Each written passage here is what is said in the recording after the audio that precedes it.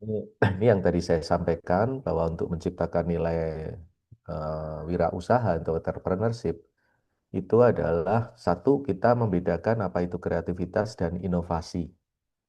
Kemudian yang kedua, kita menguasai pilar kedua adalah proses ideationnya sendiri seperti apa. Nanti Anda pelan-pelan di dalam grup akan merasakan bahwa ide itu akan sangat beragam, tapi menemukan ide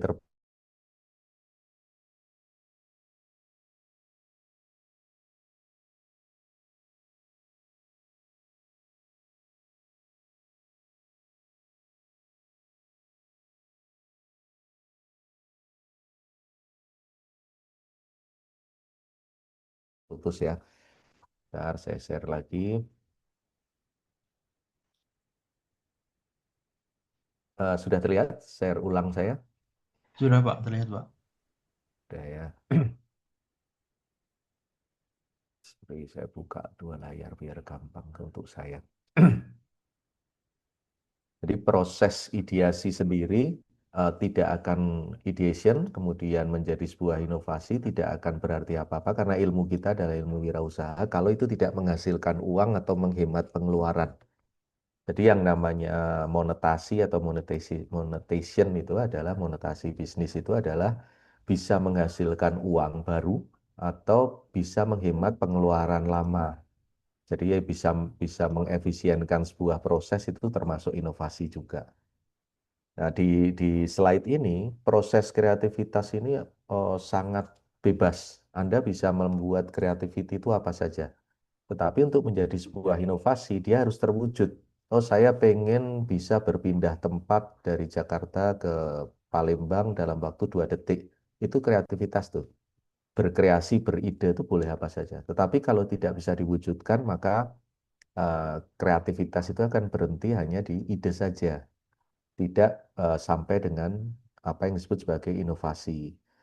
Nah, di kelas ini harapan saya kreativitas yang Anda kembangkan nanti itu kita batasi. Jadi kreativitas yang sifatnya menghasilkan produk-produk digital. Karena kalau menghasilkan produk yang sesungguhnya mau jualan tas, jualan kuliner, jualan apa namanya barang-barang hiasan itu tidak mudah kita buktikan secara fisik gitu. Karena memang pertama kelas kita juga kelas jarak jauh, kemudian waktu Anda untuk menciptakan itu tidak mudah. Tapi kalau produk-produk digital masih mungkin. Kemudian setelah kreativitas ini menghasilkan pilihan inovasi, maka proses itu akan ada yang namanya proses ideation. Nah, ini nanti ada 7 langkah proses kreatif yang akan menghasilkan ide-ide kreativitas yang bisa diwujudkan. Wujud dari kreativitas ini namanya inovasi. Jadi kreativitas bebas, kreativiti itu bebas, yang bisa diwujudkan jadi inovasi, yang menghasilkan uang atau menghemat pengeluaran itu namanya wirausaha. Nah, peluang untuk, bukan peluang ya, mengubah kreativitas jadi inovasi itu adalah proses ideation, merubah ide inovasi menjadi entrepreneur itu namanya design thinking. Nanti apa kita diskusikan bertahap. Nah, inilah apa yang tadi saya sampaikan bedanya kreativitas dan inovasi. Ide besar hanyalah sebuah ide sampai Anda yang mengeksekusinya. Mengeksekusi ide inilah namanya inovasi. Sifat dasar itu yang pertama. Kemudian yang kedua, sifat dasar dari kreativitas adalah imajinatif, konseptual. Boleh apa saja. Anda berkreasi apa saja itu boleh. Tapi inovasi adalah sesuatu yang bisa diaplikasikan atau dipraktekkan. Kalau tidak bisa diaplikasikan dan dipraktekkan, itu berhenti di kreativitas. Output dari kreativitas itu cukup gagasan atau ide murni. Sedangkan output dari inovasi itu adalah produk, jasa, atau sebuah proses. Otomasi membuat konten Instagram itu sudah sebuah inovasi karena hasilnya sudah terlihat gambar yang bisa diposting di Instagram. Itu salah satu contoh. Metrik keberhasilannya juga berbeda. Untuk kreativitas itu metrik keberhasilannya hanyalah sebuah orisinalitas atau kuantitas jumlah, kuantitas dari sebuah ide. Tapi inovasi adalah menciptakan nilai dan ujungnya nanti harapannya bisa dijual secara komersial, bisa menghasilkan dampak komersialnya. Fase bisnisnya, kalau creativity ini adalah mencari peluang, ini yang Anda kerjakan di tugas satu dan tugas 2. Kemudian nanti inovasi ini dimulai dari tugas 2B. Tugas 2B itu memvalidasi. Nah, memvalidasi sebuah ide. Idenya Anda cari dari AI, persona awalnya juga nyari dari AI, pain point ya. Pain point itu hal-hal yang bisa diselesaikan. Tapi nanti Anda ada tugas untuk memvalidasi. Nggak usah jauh-jauh kalau memang tidak bisa keluar kelas, gitu. Keluar kelas itu keluar dari lingkungan kelas, maka saling tanya saja. Kelompoknya Yuni Kartika akan nanya ke kelompoknya Vini Zulkaidah, gitu. Nah, dan sebaliknya. Nanti pura-puranya adalah mereka jadi pengguna dari jasa Anda atau orang-orang, pihak-pihak yang akan diselesaikan masalahnya. Inilah perbedaan kreativitas dan inovasi. eh, Kreativitas dihasilkan dari otak kanan. Jadi otak kanan yang sebelah kanan warna hijau itu adalah imajinasi, intuisi, dan lain-lain. Jadi sesuatu yang dalam bayangan itu namanya adalah creativity. Fungsi dalam wirausaha tentunya nanti cari ide, menciptakan gagasan baru, melihat peluang dari sudut pandang yang berbeda, yang tidak terduga kalau disebutnya, unpredictable view gitu. Nah, kalau yang otak kiri ini adalah mewujudkan apa yang dihasilkan oleh otak kanan. Jadi, tapi Anda nggak perlu juga saat berpikir terus berpikir nih saat ini saya berpikir pakai otak kiri apa otak kanan ya nggak perlu itu. Itu secara otomatis akan terjadi dengan sendirinya. Jadi kalau Anda duduk di teras rumah atau teras kos-kosan gitu terus berpikir ngapain ya saya hari ini tuh masih otak kanan yang bergerak.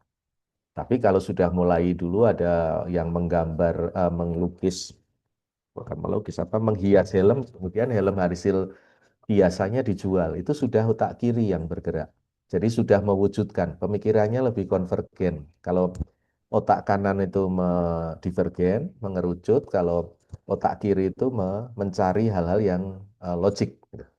Karakteristik otak kiri ini logik, rasional, analitis, dan terstruktur. Fungsinya adalah mengevaluasi ide, kemudian menghitung apakah menghasilkan uang atau tidak, kalau dijual harga berapa, itu sudah mainannya otak kiri. Jadi hari ini kita akan menstrukturkan proses kreatif. Nah, asumsi-asumsi yang sering terjadi, seperti yang digambarkan dalam buku yang saya rujuk dan juga jadi referensi kelas kita, jangan pernah berpikir bahwa dengan eh, pemikiran yang divergen tadi, divergen itu yang kreatif ya, yang sebelah kanan, bahwa hanya ada satu jawaban benar. Nggak mungkin, gitu. Apalagi kelompok Anda ada 4 sampai 5 orang. Jadi untuk sebuah masalah pun ada peluang untuk solusinya 4. Dan tidak ada jawaban yang benar. Semua punya peluang untuk benar. Kemudian yang kedua, berpikir harus selalu logis. Belum, karena tugas otak kiri ini belum sampai otak kanan ya. Otak kanan ini belum sampai ke hal-hal yang sifatnya logis. Benar-benar harus yang imajinatif. Kemudian proses kreatif ini tidak ada aturan. Anda sambil tiduran boleh, sambil naik LRT boleh, kapan saja. Kemudian harus selalu praktikal, harus selalu bisa diwujudkan. Belum tentu juga nanti proses itu dilakukan di proses berikutnya. Dan kemudian proses gamification ya, proses role play, proses discussion, proses bercanda untuk menghasilkan ide itu dianggap sebagai bagian yang remeh-temeh gitu. Tidak, itu adalah proses untuk menggali ide. Ada spesialisasi berlebihan, menghindari ambigu, takut berpendapat karena takut dianggap bodoh, gitu. Takut gagal, memiliki paradigma sendiri bahwa saya tidak kreatif itu adalah hal-hal yang perlu disingkirkan. Ini yang menghambat Anda untuk berkreasi, ya. Jadi jangan takut kalau misalnya, oh saya ide kreasi saya pagi ini adalah saya bisa eh, tidak perlu mencatat, saya cukup melihat Zoom kelas ini, kemudian muncul ringkasan. Dulu itu jadi sebuah bayangan semua siswa. Datang ke kelas, tidak perlu mencatat, ada catatan dan sebagainya. Tapi sekarang kita punya, Zoom kita punya tombol untuk membuat catatan, itu membuat notes. Nah itu sudah diwujudkan. Jadi sesuatu yang dulu dianggap berlebihan, maka sekarang sudah bisa diwujudkan. Inilah hal-hal yang perlu dihindarkan dalam proses kreativitas Anda. Nah, kreativitas juga bukan bakat yang sifatnya lahiriah, tapi bisa dilatih. Eh, ada cara eksplorasi proaktif, nomor satu yang paling bawah. Baca, lihat, lihat YouTube, macam-macam. Sekarang YouTube sudah jadi gudang ilmu yang tidak terbatas. Mau cari apa saja ada. Kemudian kalau ada ketidakpastian, ada perbedaan pendapat, nanti dalam kelompok Anda akan terasa tuh dapat 3 ide, kemudian memilih ide terbaik. Pendapatnya akan berbeda-beda, akan masing-masing berpendapat. Dan nggak apa-apa, itu semua ditolerir aja. Tapi di akhir cerita, kalau saya dulu membina kelompok-kelompok startup itu, saya berikan waktu hanya 3 sampai 8 menit untuk bersepakat. Karena kalau sudah lebih dari itu, isinya jadi mempertahankan pendapat, tidak berpikir secara logik. Pokoknya saya mau ide saya dipakai. Nah, itu sudah nggak bagus. Tapi kalau waktunya pendek, 3 sampai 8 menit, biasanya yang muncul adalah hal-hal yang sifatnya logis. Nah, di sisi itulah otak kirinya mulai mulai dipakai, gitu. Tapi kalau diberikan waktu lebih panjang, yang dipakai jadi otak emosi lagi nanti. Pokoknya saya nggak mau kalah, pokoknya ide saya yang terbaik. Nah, itu sudah nggak bagus. Kemudian yang terakhir, nomor 3, paling atas adalah kasih waktu jeda. Itu, kasih waktu jeda saat Anda berdiskusi, saat Anda mencari ide, itu kasih waktu dulu, merenung dulu, berhenti dulu, renungi dulu ide-ide yang diperoleh, kemudian wujudkan apakah temukan apakah ide ini ide yang baik atau tidak gitu. Oke ya. Nah, nah, 7 langkah yang tadi saya sebutkan di awal tadi adalah fase akar ini atau root phase ini bebas. Anda bisa melakukan apa saja. Persiapan, nanya orang, eksplorasi dari apa namanya dari media sosial, dari AI. Bahkan saya minta Anda untuk eksplorasinya melalui AI untuk mempercepat proses. Kemudian fase puncaknya yang paling sulit ini adalah mewujudkan dan memilih dan mewujudkan ide itu. Jadi disebutnya sebagai inkubasi dan iluminasi. Yang fase berikutnya iramanya agak turun. Ini lebih ringan, tetapi hasilnya akan menentukan berlanjutan atau tidak. Anda beride apa mobil terbang dan ternyata terwujudlah mobil terbang itu di fase puncak. Tapi ternyata masyarakat merasa harganya terlalu mahal, maka tidak bisa dibeli. Nah, itu masuklah fase realita. Waktu diverifikasi ke calon pembeli, mereka tidak mampu membeli. Ujungnya ya barang yang ditawarkan menjadi tidak laku. Nah, fase ini mengumpulkan tadi sudah saya sampaikan sekilas, turun ke lapangan, cari dari GPT dan sebagainya. Kemudian eh, yang berikutnya adalah sorry, fase puncak. Ini susah mewujudkan. Ini nanti di proses-proses berikutnya kita akan cobakan. Makanya saya minta untuk produk-produk digital karena untuk mewujudkan lebih mudah. Bahkan kita bisa nyuruh AI juga. Dan terakhir adalah fase realitas. Ini nanti sedikit lebih sulit karena harus cek keuangannya, masuk akal apa tidak, apa namanya, ada pembeli yang diidentifikasikan di awal benar-benar akan beli atau tidak, dan seterusnya. Oke. Aturan mainnya adalah dari kelompok Anda nanti, kita perkecil ke dalam kelompok aja, bukan di kelas. Ide harus seliar mungkin, bebas. Mau cari dari sumber apapun boleh. Yang tidak boleh adalah selama proses ideation, proses sesi mencari ide ini nggak boleh mengkritik atau mengevaluasi teman. Semua tujuannya mencari ide. Kejarlah jumlah dan volume sebanyak mungkin. Jadi nggak ada jabatan ini. Waktu beride, jabatan yang kemarin diperoleh dari survei, itu tinggalkan dulu. Direktur utama boleh mengeluarkan ide, kemudian orang IT juga boleh. Kembangkan, gabungkan terus bolak-balik, nggak ada batas. Nah, idealnya tetap 40 sampai 60 menit untuk beride. Nanti bersepakatnya yang 3 sampai 8 menit saja. Ah, cara otak mencari ini, simulasi cara otak untuk menangkap ide yang cepat itu perluas pandangan ke mana-mana, ke sumber apapun. Kemudian kalau perlu coret-coret, ide itu disampaikan secara coret. Sayangnya kalau online tidak mudah, tidak banyak yang terbiasa coret-coret di layar Zoom juga. Kemudian berikutnya mulailah menghasilkan prototipe-prototipe yang bisa divisualisasikan. Jadi kalau ide Anda adalah gambar, sketch pakai tangan pun sudah cukup sebenarnya. Jadi kalau kita berkesempatan kelas fisik, pakai post-it itu sangat baik. Jadi tulis di post-it, kemudian yang sesuai ditempel, yang nggak sesuai dilepas. Nah, eh, satu hal yang perlu dipahami di sejak awal juga adalah bahwa tidak semua ide itu akan menjadi peluang. Jadi yakini itu. Jadi itulah kenapa cari ide sebanyak-banyaknya, karena kalau nanti yang tidak ada peluang pasar ya kita lepas. Tetapi ujungnya peluang yang kita peroleh ini adalah punya punya apa punya persepsi awal bahwa peluang ini adalah ide yang layak dijual atau memiliki pasar. Oleh sebab itu, di tugas ketiga nanti, ini sekarang kan kita ada tugas pertama bikin tim, cari ide, kemudian tugas kedua mencari pain point dan verifikasi. Tugas ketiganya adalah mulai ngeliat apakah ada segmen-segmen di luaran sana yang membutuhkan solusi itu. Jadi dari tiga hal ini, kebutuhan pasar, kemampuan tim untuk mengembangkan, kemampuan barang itu menghasilkan profit, itulah yang namanya peluang jualan yang disebut sebagai peluang emas itu. Di peluang hanya lahir ketika inovasi berhasil menjawab permasalahan. Kalau bahasa inovasi ini namanya pain point.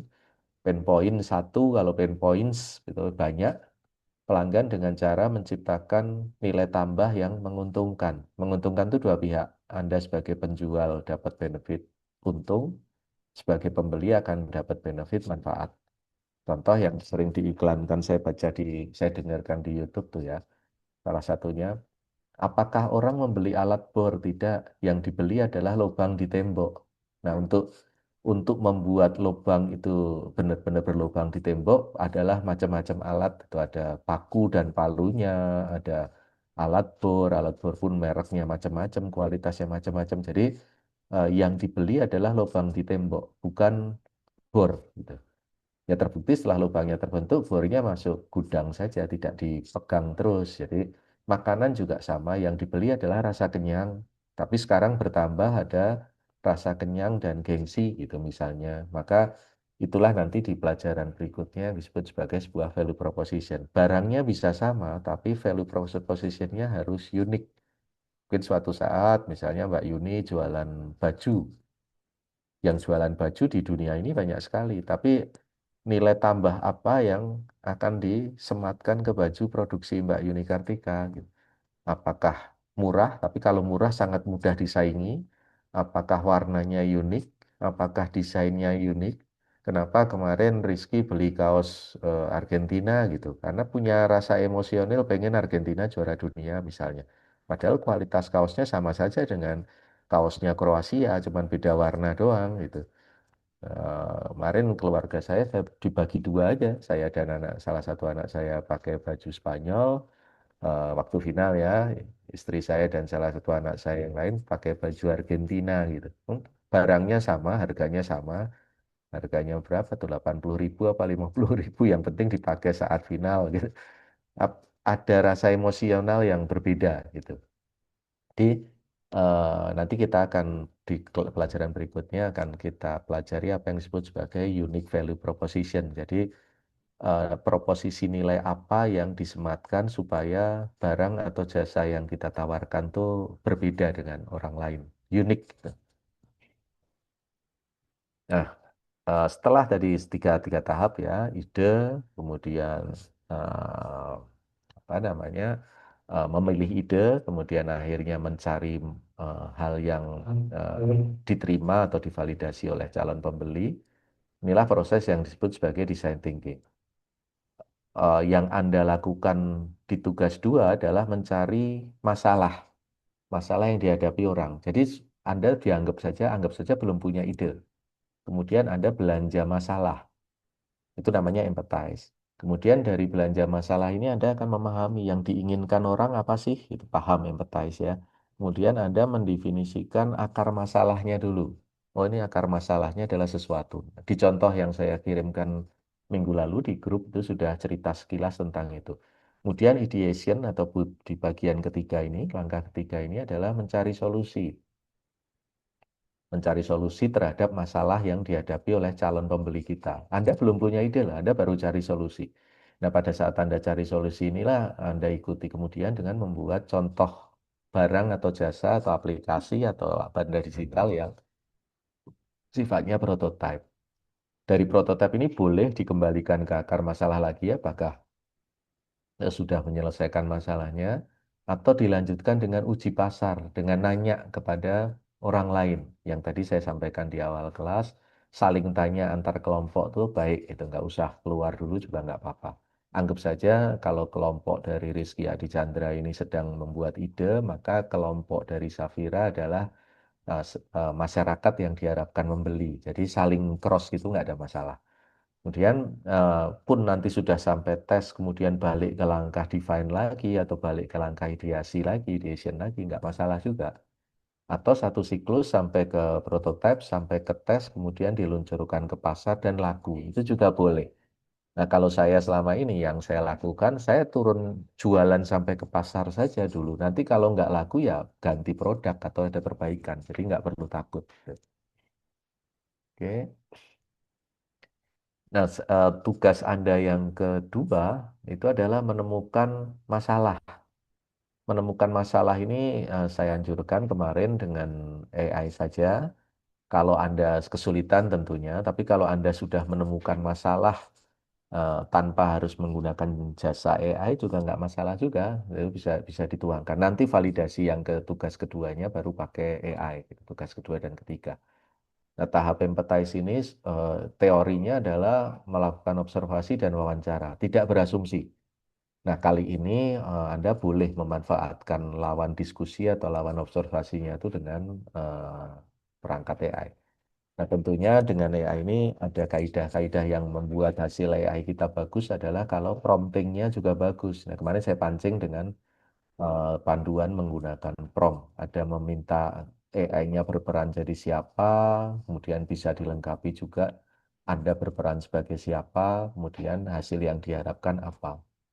Bahkan saya izinkan Anda untuk kalian Anda sekalian untuk boleh saja promptingnya pun dibuatkan oleh AI, tapi perlu diingat bahwa ruang chatnya kalau bisa dipecah. Jadi ruang chat untuk membuat prompt dengan ruang chat untuk mencobakan promptnya itu dipisah saja. Jadi tidak jadi satu. Kalau sama-sama pakai ChatGPT ya chat roomnya berbeda. Kalau Anda pakai model AI yang berbeda itu juga bagus. Ca- Membuat promptnya dengan Gemini, eh, kemudian mengaplikasikan promptnya dengan ChatGPT atau sebaliknya. Nah, anjuran saya gunakan Google jadi sebagai alat untuk mengerjakan tugas sampai akhir nanti karena Google ini sangat lengkap. Anda pakai email Google ada, Anda pakai notebook LM-nya Google juga bisa. Sekarang namanya Google Notebook LM. Kemudian Anda pakai Google Drive bisa, Anda pakai Gmail bisa. Pakai akun Perbanas pun di belakangnya adalah Google. Jadi sudah sangat lengkap gitu. Dia nanti dari temuan-temuan di pihak di tahap empathize ini, Anda mendefinisikan satu pernyataan yang tajam gitu, yang spesifik. Contoh kasusnya jadi bukan sekedar jumlah taksi yang kurang, tapi proses memanggil jalanan yang tidak terprediksi dan tidak efisien. Ini contoh kasus kenapa aplikasi ride sharing itu menjadi populer sekarang. Dulu kalau nyari taksi di pinggir jalan kan nunggu taksi lewat kemudian dicegat ya. Nyari angkot ya tunggu angkotnya lewat dicegat gitu. Kemudian kalau yang angkot diselesaikan dengan halte, haltenya dulu tidak ada waktu kedatangan, sekarang waktu kedatangannya ada. Kalau ojek online ya sudah bahkan drivernya sampai dimanapun bisa dilihat di aplikasi. Itu adalah solusi untuk ini. Nah, apalagi di LRT, di MRT lebih lebih teknis lagi, bahkan waktu kedatangan sampai menit terkecil pun kelihatan. 2 menit lagi LRT jurusan Duku Atas Harjamukti akan tiba gitu. Itu sudah ketahuan. Jadi inilah contoh statement yang menunjukkan solusi yang akan Anda berikan kepada calon pembeli Anda. Nah, proses dari design thinking lagi yang membawa kita sebuah pelajaran yang bagus bahwa kalau proses iterasi itu dilakukan, kita nggak perlu takut gagal. Jadi gagal lebih awal itu merupakan proses belajar yang lebih cepat karena iterasinya akan berulang, akan berputar gitu. Belajar, membuat prototipe, diuji, gagal, belajar lagi, iterasi lagi, pivot lagi, kemudian dicoba bikin prototipe lagi, ditawarkan ke pengguna, pengguna ngasih masukan, balik lagi. Jadi hal itu normal, gitu, normal untuk iterasi ide. Nah, terakhir, ini adalah cara untuk panduan singkat untuk bagaimana memilih ide. Nanti kalau Anda aplikasikan di AI, Anda akan setidaknya sesuai dengan prompt yang Anda buat, Anda akan terima lebih dari satu ide. Nah, untuk memilih ide mana yang terbaik ini, cara yang paling gampang ambil yang ujung paling kanan atas tuh namanya quick win. Eh, Mana yang paling prioritas untuk dikerjakan? Prioritas tuh menyelesaikan masalah lebih cepat atau biayanya paling murah tuh boleh. Kalau tidak menemukan yang itu, coba lihat sisi lain adalah mana yang bisa dikerjakan jika ada waktu sisa. Anda kan juga bekerja, Anda juga sekolah gitu. Di mana yang paling bisa dikerjakan. Itu yang sisi kanan bawah dari sisi kelayakan teknis dan finansial yang paling mudah dikerjakan. Tapi sisi lain ada juga yang dampaknya ke pelanggan lebih kuat. Kalau pelanggan minta diselesaikan saat ini contoh tadi yang kasus taksi ya, eh, taksinya banyak, tapi saya nggak ada jaminan sampai rumah saya taksi itu jam berapa. Itu orang kan perlu diselesaikan, berarti bukan jumlah taksinya yang ditambah kalau permasalahannya nyari taksi sulit, tetapi lebih kepada cara manggil ya taksi yang lebih mudah dan bisa diprediksi kapan akan nyampe di titik Anda minta dijemput. Jadi solusi itu bagian kiri kiri atas ya, apa yang paling dibutuhkan oleh customer. Nah, kalau ternyata solusi itu tidak dibutuhkan dan tidak layak secara teknis maupun finansial, itulah yang sebelah kiri bawah. Hindari saja.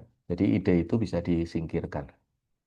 Anda akan mengganti taksi dengan helikopter. Nah, sulit tuh. Pertama, helikopter mahal, kemudian tidak semua tempat bisa didaratin helikopter. Berarti solusi mengganti taksi dengan taksi terbang itu bukan sebuah solusi yang baik secara kualitas gitu. Tidak layak dan juga dampaknya ke customer tidak tinggi. Dampaknya bahkan bisa jadi menjadi sangat mahal. Nah, inilah tabel ini bisa Anda gunakan untuk nanti berdiskusi dengan kelompok Anda mengenai bagaimana memilih prioritas yang terbaik. Nah, ini rangkuman dari diskusi kita pagi ini, diskusi singkat kita pagi ini. Kreativitas bebas itu mendobrak segala macam batasan-batasan yang membuat Anda takut berkreasi. Kemudian setelah Anda punya kreasi cukup banyak tadi, filterlah melalui 7 proses yang tadi saya sampaikan di depan untuk menjadikan kreativitas itu sebuah hal yang terwujud dan layak disebut sebagai inovasi. Jadi kreativitas yang terwujud itu namanya inovasi. Kemudian design thinking adalah untuk memperkuat inovasinya. Em, apakah pilihan mewujudkan ide tadi selaras dengan keinginan menyelesaikan masalah customer? Ini ada di bagian 3. Eh, Kemudian hasil akhir dari kelas ini untuk saya sampai dengan sesi ini ya adalah tugas 2 yang kemarin saya sampaikan.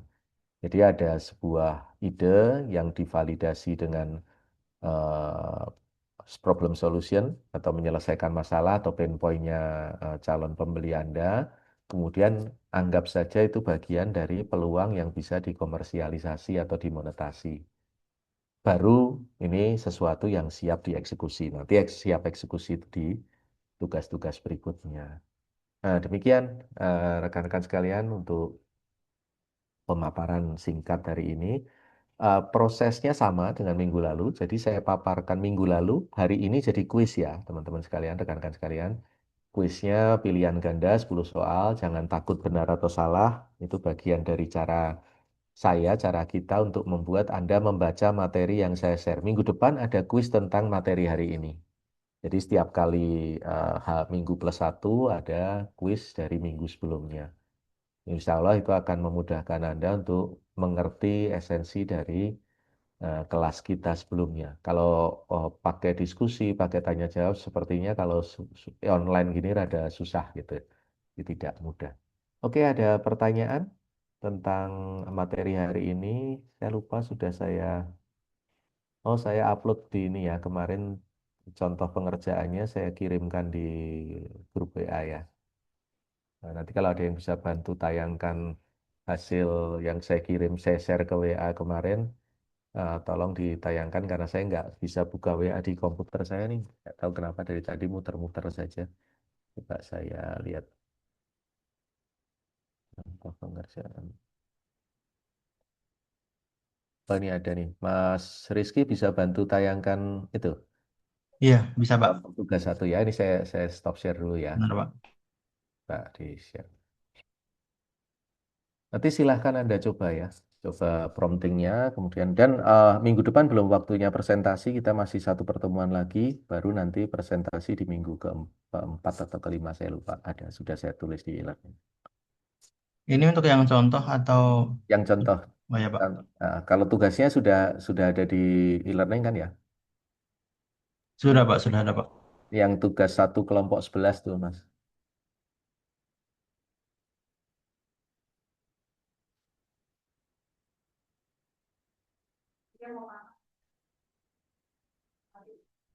Bisa Mas Rizky.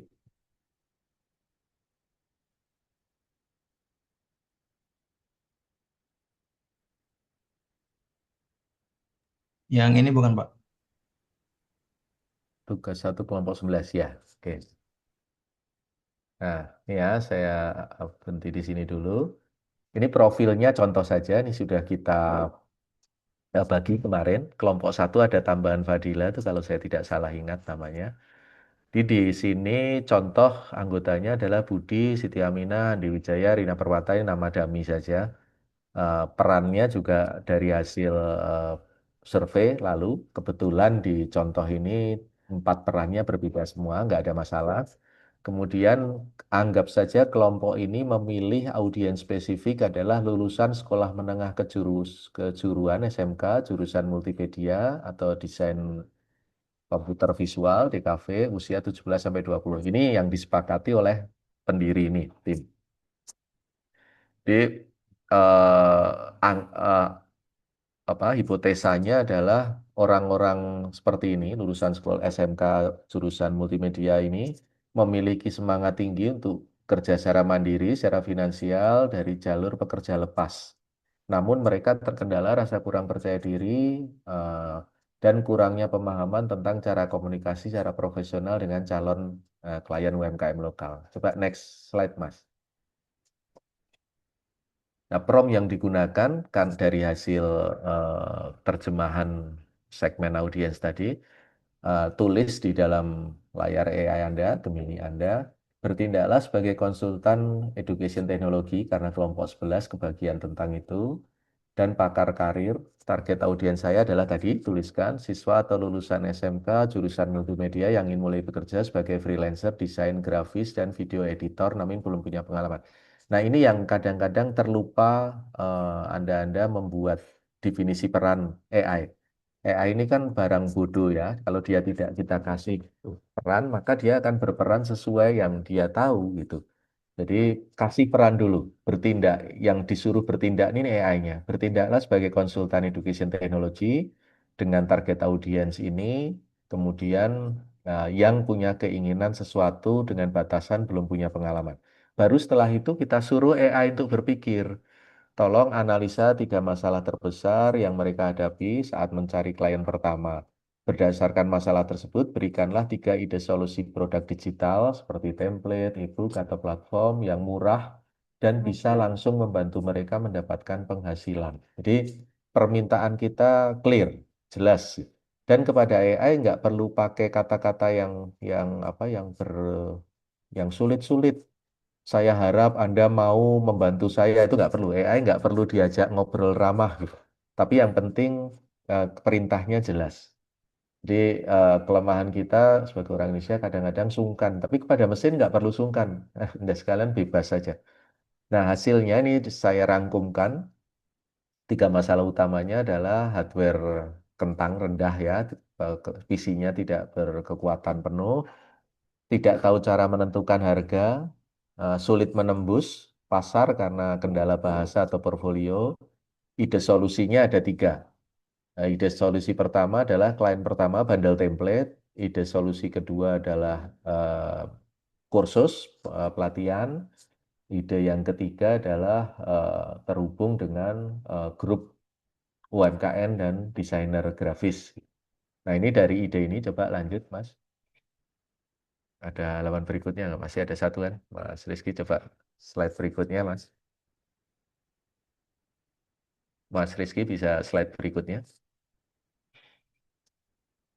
Nah, ini slide berikutnya adalah memilih ide. Nah, saat memilih ini upayakan diskusi kelompok. Kelompoknya mulai dijalankan.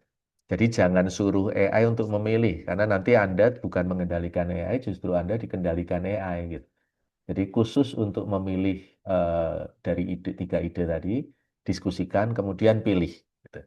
Nah, dari sini Anda, ini contoh di sini, saya memilih starter kit klien pertama, isinya bundle template email, kemudian template untuk menjawab direct message di Instagram, kemudian kalkulator jasa, harga jasa, pakai Excel, kemudian template portfolio dengan Canva untuk pamer skill saja, supaya si anak SMK jurusan desain visual ini punya punya portfolio, punya hasil karya yang bisa disajikan. Nah, ini tugas Anda di tugas pertama itu sampai di sini, tugas pertama dan kedua yang saya sampaikan di grup dan di e-learning. Jadi pertama pembentukan, naik lagi Mas ke slide 1. Pembentukan tim sudah dibantu minggu lalu. Kemudian Anda diskusikan dengan kelompok Anda di luar forum ya, di luar AI. Target audiensnya siapa saja, sebaiknya tidak lebih dari dua supaya nggak bingung. Kemudian definisikan masalah mereka apa, kenapa perlu dibantu. Itu dari diskusi. Kemudian slide berikutnya, Mas Rizky. Gunakan template prompt ini untuk Anda tentunya Anda modifikasi ya, sesuai dengan target audiens Anda. Kemudian temukan masalah utama, tiga masalah utama atau pain points tadi. Batasi tiga masalah saja. Ini saya tulis di promptnya. Tolong analisa tiga masalah terbesar pain point. Ini tiga saja. Kemudian berikan tiga ide solusi. Jadi ide solusinya juga tiga saja ide solusinya. Nah, dari situ Anda diskusi lagi ke kelompok Anda untuk memilih ide solusi yang menurut kelompok Anda disepakati paling baik. Nggak usah khawatir nanti kalau idenya ternyata tidak sesuai gimana ya, sesuatu saat diganti saja gitu, dirubah idenya. Itu ya, rekan-rekan sekalian, ada pertanyaan terkait dengan pengerjaan tugas ini. Di hari ini saya tidak menambahkan tugas, tapi saya memberikan kuis untuk sarana absen Anda sekalian juga. Gitu. Di kuisnya materi minggu lalu, dan minggu depan ada kuis materi minggu ini. Jadi setiap minggu akan ada seperti itu. Anda bisa kerjakan di hari yang sama dengan masa pembelajaran kita. Ya, sebaiknya memang kalau sebelum atau setelah kelas, upayakan 10-20 menit lah untuk membaca materi yang sudah saya share di e-learning. Itu akan memudahkan Anda untuk cepat memahami dan bisa mengerjakan kuisnya dengan baik. Kuisnya tidak kaku dengan nilai, lebih ke untuk mempercepat pemahaman Anda saja. Oke, bisa ditutup Mas Rizky. Kecuali ada pertanyaan, bisa ditutup dulu nanti kita diskusi sebentar. Silahkan, ada pertanyaan? Mbak Yuni sudah nyoba di prompting ya? Sudah, Pak. Sudah. Coba kalau bisa di-share hasil dari dialog dengan menggunakan apa? GPT atau Gemini atau Cloud? GPT, Pak, sebenarnya. Nggak apa-apa, pakai GPT juga boleh. Silahkan coba kalau bisa di-share. Kalau mau di-share hasilnya doang juga boleh. Mau di-share seluruh dialognya juga boleh. Sudah nyoba pakai template prompt yang saya buatkan.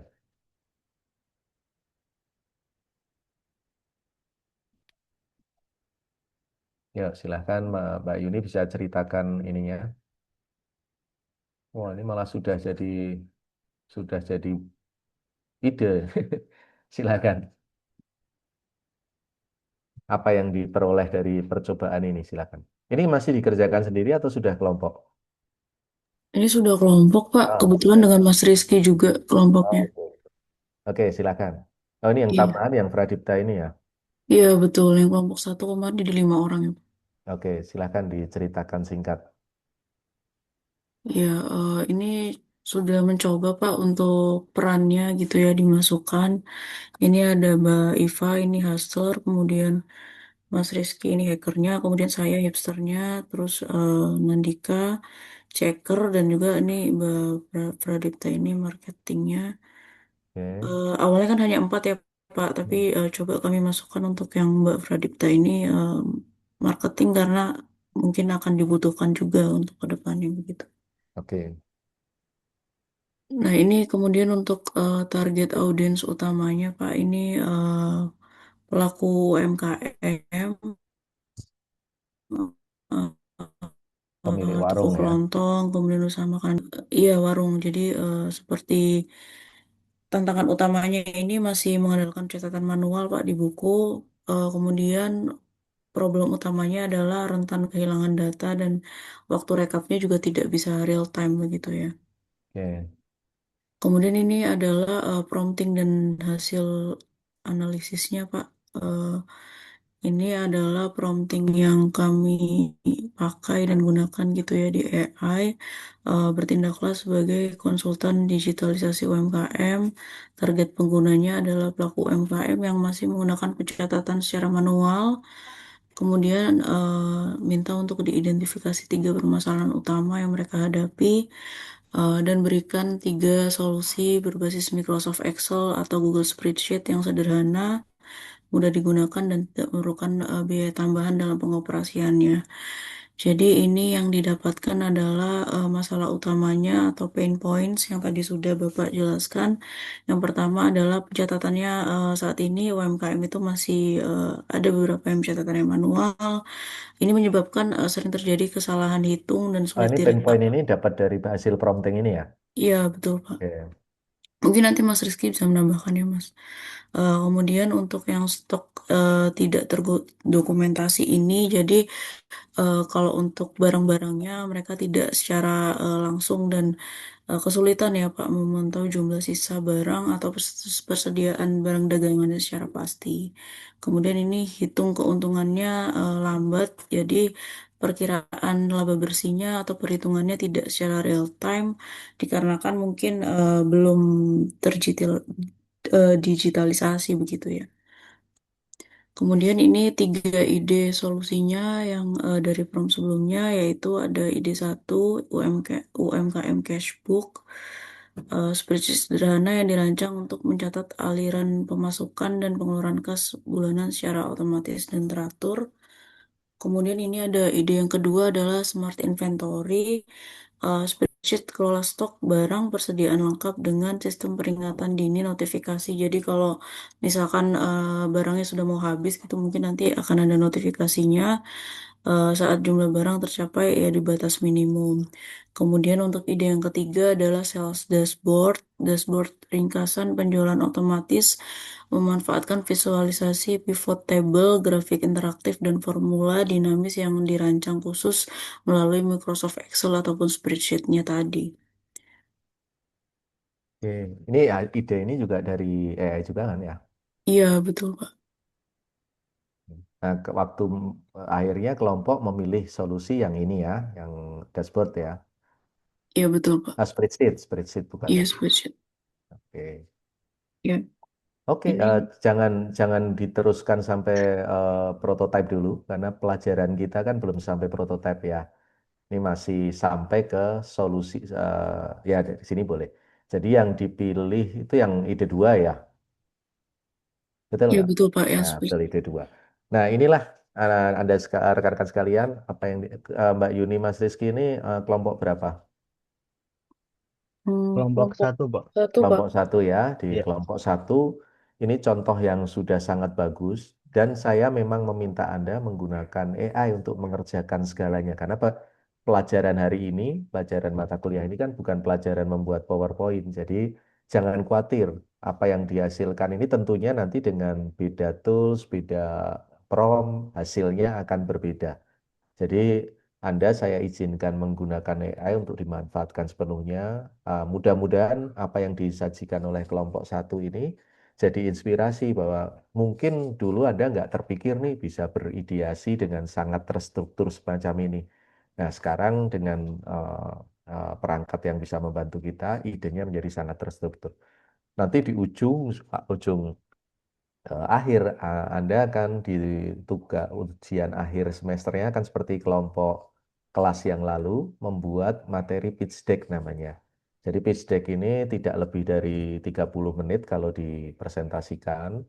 Sudah ada tanya jawab dan sebagainya. Slide-nya juga tidak lebih dari 10 slide. Ini sekarang aja sudah 12 slide. Nanti akan di merge lagi, dipersingkat. Tetapi dengan konten yang lebih lengkap, ada prototipenya, ada gambarnya, ada hitung-hitungan keuangannya, ada persona atau hasil wawancaranya, dan sebagainya.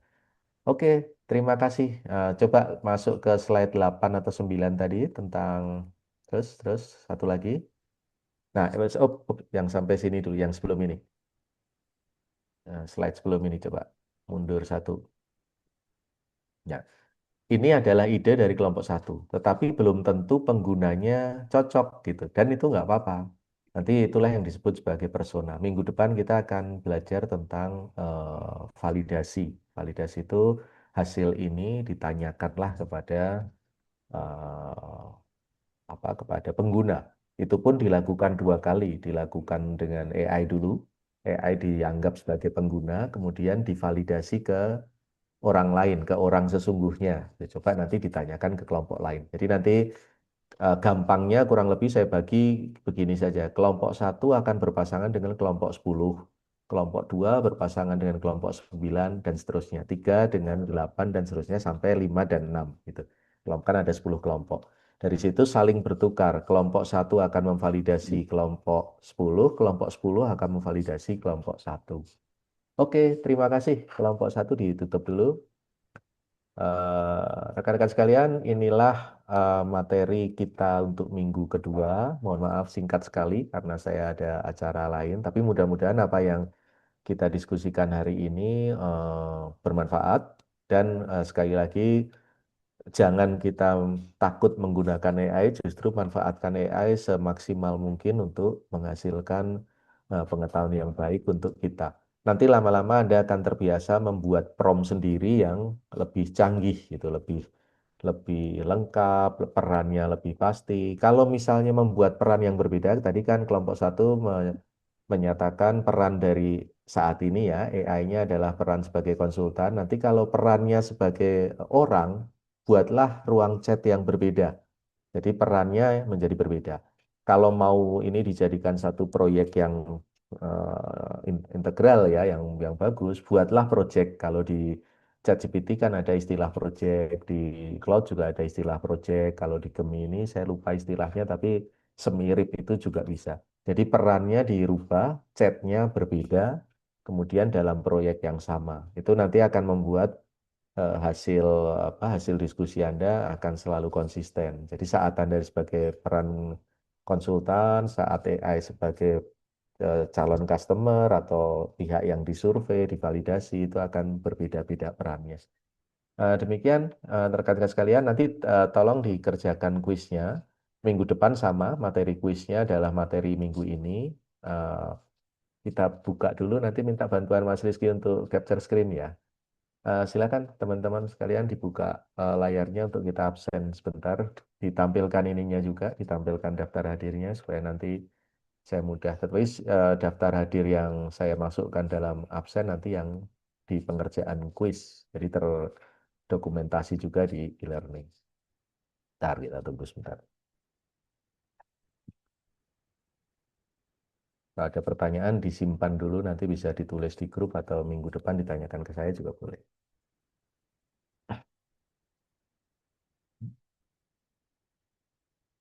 Ini rekor nih. Sekolah Sabtu jam setengah 9 udah selesai.